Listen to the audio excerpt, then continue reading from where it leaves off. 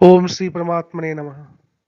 नमस्ते। क्या आप आपको ऐसा लगा है कि आप इस दुनिया की भागदौड़, तनाव और चिंताओं के एक ऐसे चक्रव्यूह में फंस गए हैं जिससे बाहर निकलने का कोई रास्ता नहीं दिख रहा।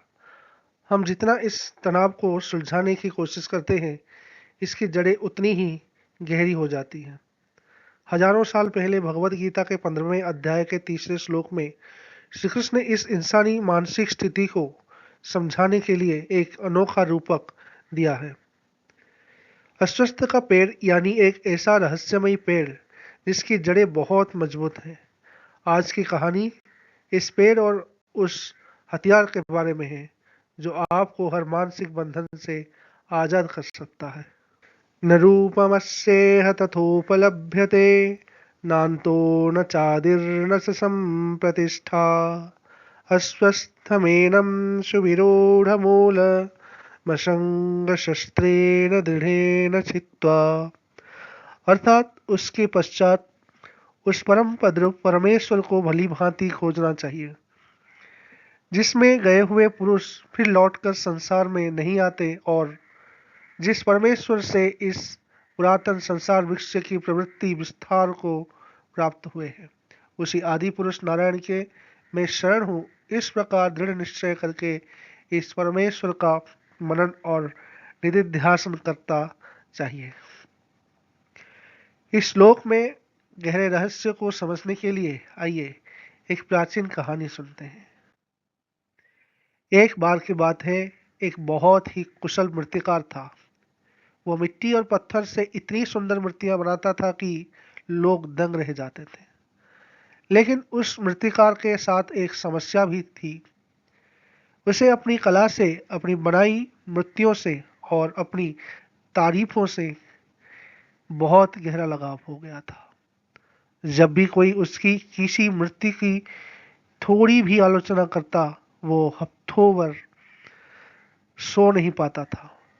वो हर समय चिंता और डर में जीता था कि कहीं उसकी कला का सम्मान कम न हो जाए। उसकी मानसिक शांति पूरी तरह से इस बात पर निर्भर थी कि दुनिया उसके बारे में क्या सोचती है। एक दिन वह एक घने जंगल से गुजर रहा था। वहां उसने एक अजीब पेड़ देखा। वह एक बरगद का पेड़ था, लेकिन उसकी शाखाएं नीचे जमीन की तरफ थी और उसकी जड़ें ऊपर की ओर हवा में फैली हुई थी। वह पेड़ दिखने में जितना विशाल था, उतना ही डरावना और उलझा हुआ था। तभी वहां से एक सन्यासी गुजरे। मूर्तिकार ने सन्यासी को रोका और पूछा, महात्मन, यह कैसा अजीब पेड़ है? इसकी जड़ें इतनी उलझी हुई क्यों है कि इसका न कोई आदि दिख रहा है, न अंत? सन्यासी मुस्कुराए और बोले, पुत्र, यह केवल एक पेड़ नहीं है, यह तुम्हारी अपनी जिंदगी का आईना है। ऊपर की तरफ फैली है ये जड़ें तुम्हारी इच्छाएं, तुम्हारी उम्मीदें, तुम्हारा अहंकार और तुम्हारा मोह है।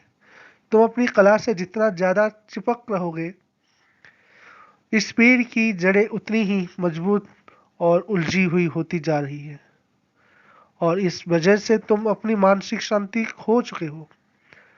तुम इस दुनिया से भागना चाहते हो, लेकिन तुम जहां भी जाओगे, इस पेड़ की छाया तुम्हारे साथ रहेगी।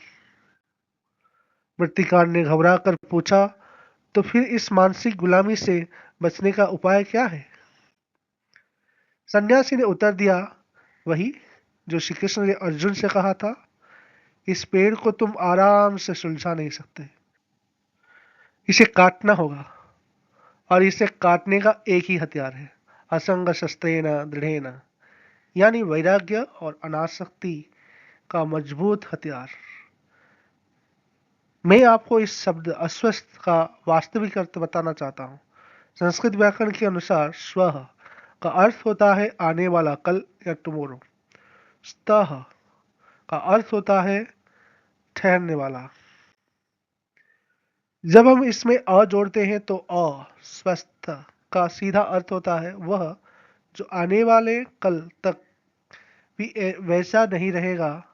यानी यह पूरी दुनिया, यह समाज, लोगों की बातें और हमारी परिस्थितियां हर पल बदलती रहती है, क्षणभंगुर है।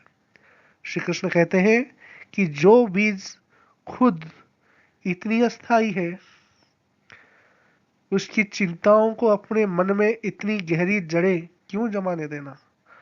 अनासक्ति या असंग का मतलब यह नहीं है कि आप काम करना छोड़ दें या परिवार का त्याग कर दें।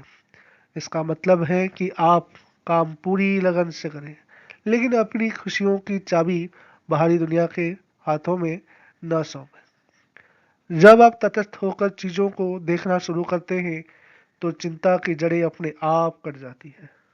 तो अगली बार जब भी आपको जीवन में तनाव या चिंता घेरे, तो याद रखिएगा कि आपके पास असंग का हथियार है। परिस्थितियों को साक्षी भाव से देखना शुरू करें। अगर आपको संस्कृत भाषा की यह वैज्ञानिक और दार्शनिक व्याख्या पसंद आई, तो इस वीडियो को लाइक करें और अपने दोस्तों के साथ शेयर करें। धन्यवाद और जय तो संस्कृतम।